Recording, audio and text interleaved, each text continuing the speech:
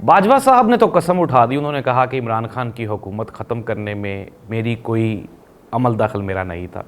इमरान खान साहब कहते हैं कि उनकी हुकूमत ख़त्म करने में जो लंदन प्लान बना वो लंदन में बना, नवाज शरीफ साहब उसमें शामिल थे। इमरान खान ने आज से अगर बात करें तो जब इमरान खान की गवर्नमेंट ख़त्म हो रही थी उस वक्त इमरान खान के बयानात यही सेम थे। उन्होंने कहा जी कि मेरी हुकूमत ख़त्म की जाएगी, फिर उन्होंने कहा कि मुझे गिरफ़्तार किया जाएगा, फिर उन्होंने कहा था इलेक्शन में धांधली होगी, और फिर उन्होंने कहा मैं फिर भी जीत जाऊंगा। ये इमरान खान के बयानात थे और ये बातें तो सारी सच साबित हुई और हमने देख भी लिया, कौम ने देख भी लिया। लेकिन जनरल बाजवा साहब जो कि पाकिस्तान के साबिक चीफ़ ऑफ आर्मी स्टाफ हैं, उन्होंने गुज़श्ता रोज़ कहा कि मैं कसम खा के कहता हूँ कि मैंने इमरान खान की हुकूमत ख़त्म करने में मेरा कोई किरदार नहीं था। अब जाहिर सी बात है कि हो सकता है बाजवा साहब का किरदार ना हो, इन फ्रंट किरदार ना हो। अब कसम जाहिर सी बात है कि मुसलमानों का एक मामला है, दीनी मजहबी मामला है, लेकिन इसको चैलेंज कर दिया जो गिल साहब है ना, हमारे शहबाज गिल साहब। उन्होंने कहा, उन्होंने कुछ इस तरह से कहा कि एक मरतबा एक जगह पे इमरान खान और जनरल बाजवा साहब की कोई बात हुई तो बाजवा साहब ने कुरान की कसम उठा के कहा कि ये इसमें मेरी कोई इन्वॉल्वमेंट नहीं है। लेकिन फिर दोबारा जब नवाज शरीफ साहब मुल्क से बाहर गए तो बाजवा साहब ने फिर कुरान मजीद की कसम उठा के कहा कि नवाज शरीफ को बाहर भेजने में मेरा कोई किरदार नहीं है। तो शहबाज गिल कहते हैं कि अगर जिस दिन उसने ये कसम उठाई बाजवा साहब ने, हमें उस दिन यकीन हो गया कि लो जी काम पै गया जी। तो इस तरह से अब ज़री सी बात है, ये कस्में और ये जो चीज़ें हैं ना, ये सियासत में नहीं होनी चाहिए। और हमारी सियासत जिस बदतर दर्जे पे पहुंच चुकी है वहाँ पे तो मज़हब का नाम ही नहीं लेना चाहिए। आपको शर्म आती है। जवेद लतीफ़ साहब कहते हैं 90 करोड़ रुपए में सीटें बिकी हैं शेखुपुरा वाली, और किसने कितने पैसे लिए उन्होंने ये भी बताया। ख्वाजा साद रफ़ीक का कल का बयान सुने, वो मियाँ शहबाज शरीफ साहब को गालियाँ निकाली जा रहा है। ख्वाजा साद रफ़ीक, राना सनाउल्लाह वो अपनी पार्टी से मुतमिन नहीं है, शाहिद खाकान अब्बासी पार्टी छोड़ गया है, पीटीआई में जो वकला हैं वो कहीं और से आ गए हैं। ये ना बड़ी अजीबोगरीब सी खिचड़ी पक रही है। ये मैं फिर दोबारा कह रहा हूँ कि जो खामोशी होती है ना, खामोशी जो जो एक संगीन खामोशी होती है वो तूफ़ान का पेश खैमा होती है, और मुझे लग रहा है कि तूफ़ान आने वाला है। इमरान खान के बारे में हामिद खान जो कि सीनियर 3 वकील है, उन्होंने कहा कि अगर इमरान खान चाहें तो वो कल डील करके बाहर आ जाएं, लेकिन इससे उनकी सियासत को नुकसान पहुंचेगा। इस बात पर तो सारे मुत्तफिक हैं कि इमरान खान डील करके बाहर नहीं आना चाहता। तो फिर वो लोग जो ये कह रहे हैं कि इमरान खान डील मांग रहा है, एनआरओ मांग रहा है, उनका क्या करना है अब यहाँ पे। अब जाहिर सी बात है, अभी एक दोस्त से बात हो रही तो उन्होंने कहा जी यार इमरान खान अंदर ही रहे तो शायद ये भी पॉलिसी का हिस्सा है। तो मैंने उनसे कहा भाई पॉलिसी का कोई भी हिस्सा हो, जेल किसी भी बंदे की प्रेफरेंस नहीं हो सकती। कोई भी बंदा अपनी मर्जी से या खुशी से जेल बर्दाश्त नहीं करता, मजबूरी के तहत जेल बर्दाश्त करना पड़ती है। और इमरान खान भी कोई खुशी के तहत जेल बर्दाश्त नहीं कर रहा, वो भी तो लड़ रहा है ना, एक मकसद के लिए लड़ रहा है, फाइट कर रहा है। तो इमरान खान साहब अगर तो डील करके बाहर आएंगे तो मेरा भी ये एनालिसिस है, मैं तो 2 साल से कह रहा हूँ कि अगर इमरान खान ने जिस दिन एस्टेब्लिशमेंट के साथ डील कर ली उस दिन इमरान खान का मियाँ नवाज शरीफ साहब वाला हिसाब होगा। मियाँ नवाज शरीफ साहब को चाइना क्यों भेजा गया, ये भी एक बड़ा सवालिया निशान है। नवाज शरीफ साहब नाराज़ हैं, एस्टेब्लिशमेंट से शदीद नाराज़ हैं। हालांकि अगर मौजूदा हालात में इस्टेब्लिशमेंट को देखा जाए तो इस्टेब्लिशमेंट ने तो अपनी तमाम चाबियाँ, अपने तमाम कंट्रोल वो नून लीग के सपुर्द कर दिए हैं। इस्टेब्लिशमेंट तो यहाँ पे नज़र ही नहीं आ रही, हर चीज़ उनकी मर्ज़ी की किए जा रहे हैं। और 17 सीटों के बावजूद भी हुकूमत दे देना, ज़िमनी इंतखाबात में एक इतनी शानदार किस्म की धांधली मैनेज करना। तो अगर अभी भी नून लीग नाराज़ है तो फिर अल्लाह का हुक्म है। लेकिन नून लीग में वो जो कह रहे थे ना, वो मैं भी आपको बताता था, 2 ग्रुप्स बन चुके हुए हैं शीन और नून वाले ना। नवाज शरीफ ग्रुप मियाँ शहबाज शरीफ के बंदों को मुँह लगाने के लिए तैयार नहीं है, और सिमिलरली जो शीन वाले हैं वो तो नून लीग वालों को कहते हैं ये फारिग हो गए हैं, पार्टी छोड़ दी इन्होंने, ये पार्टी से चले जाए। ये एक और बड़ी सियासी खबर है आज की, और वो ये है कि शेख रशीद साहब ने ऐलान किया है कि मैं भी सियासत से किनारा कशी इख्तियार कर रहा हूँ। शायद शेख रशीद साहब चूँकि पिंडी रहते हैं, और पिंडी आपको पता है फासला कम है ख़बरों में और हकीकतों में, और शायद शेख रशीद साहब को ये कन्फर्म हो गया है कि अब उनका सियासी कैरियर नहीं बचा। और मेरा जहाँ तक ख्याल है कि जितने सीनियर सियासतदान हैं उनको अब ये समझ लेना चाहिए कि उनका सियासी कैरियर वो दाव पे लगा हुआ है।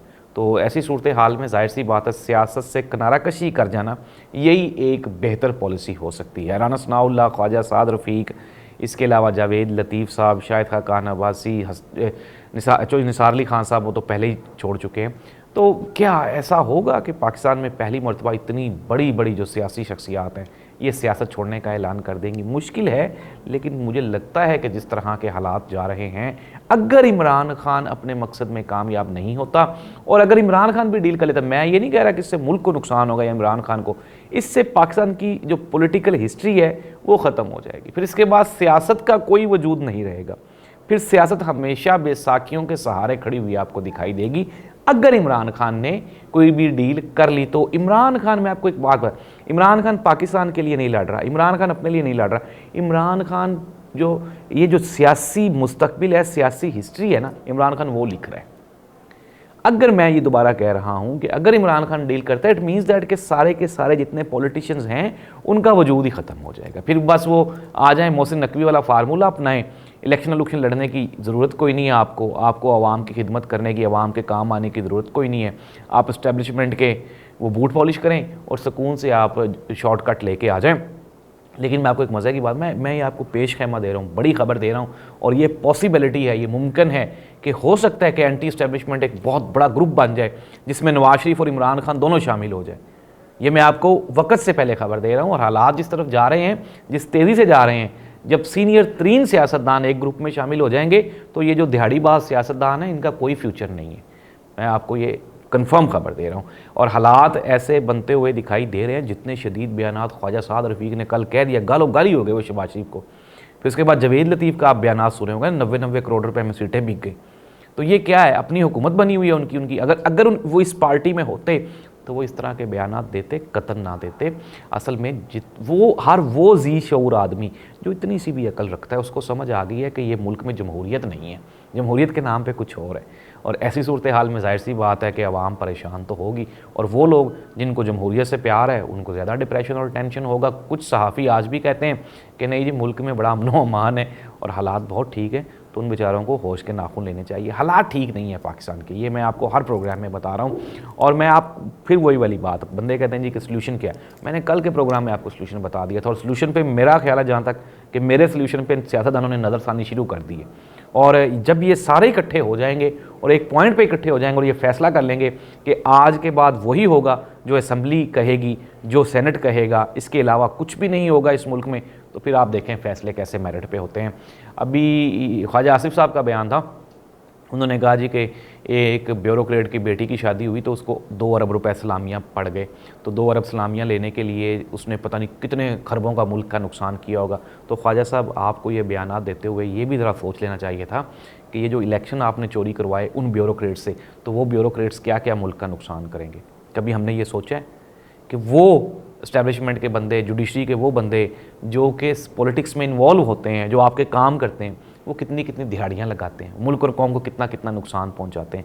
इसका जवाब कौन देगा? ये तो कोई भी जवाब देने को तैयार नहीं है। नाज़रीन, इस मुल्क में जब किसी पे मुश्किल पड़ती है तो वो एंटी इस्टेब्लिशमेंट हो जाता है, जब किसी पे आसानी आती है तो वो प्रो इस्टेब्लिशमेंट हो जाता है, जो कि इस मुल्क की सियासी तारीख़ में सबसे बड़ा हमारे लिए एक नुकसान है। और अवामी जो फ़ायदे हैं वो सियासत के साथ वाबस्ता हैं, डेमोक्रेसी के साथ वाबस्ता हैं। कभी भी मार्शला या फिर ये जो चोरी की हुकूमतें होती हैं, मैंडेट चोरी की, वो अवाम को रिलीफ नहीं दे सकती। अवाम को रिलीफ तभी मिलेगा जब मैंडेट वाली हुकूमत आएगी और अवामी रिलीफ उससे एक्सपेक्ट किया जा सकेगा। तो लोग सवाल भी पूछते हैं कि मार्शला में तरक्की ज़्यादा होती है। भाई कभी भी तरक्की नहीं हुई। अगर पाकिस्तान के किसी एक दौर में भी तरक्की हुई होती, एक दौर में तरक्की नहीं हुई, अच्छे काम ज़रूर हुए हैं, कुछ अच्छे होते थे कुछ बुरे थे, पाकिस्तान की ग्रोथ के लिए कोई काम नहीं हुआ। 1948 के बाद कोई काम नहीं, कोई पॉलिसी नहीं बनी। अगर एक भी पॉलिसी होती तो आज हम उस पॉलिसी से मुस्तफ़ीद हो रहे होते। कोई ऐसी पॉलिसी नहीं है जिसमें पाकिस्तान का जिक्र हो, पाकिस्तान की बेहतरी का जिक्र हो और पाकिस्तान की फ़िक्र हो या पाकिस्तान की आवाम की फ़िक्र हो।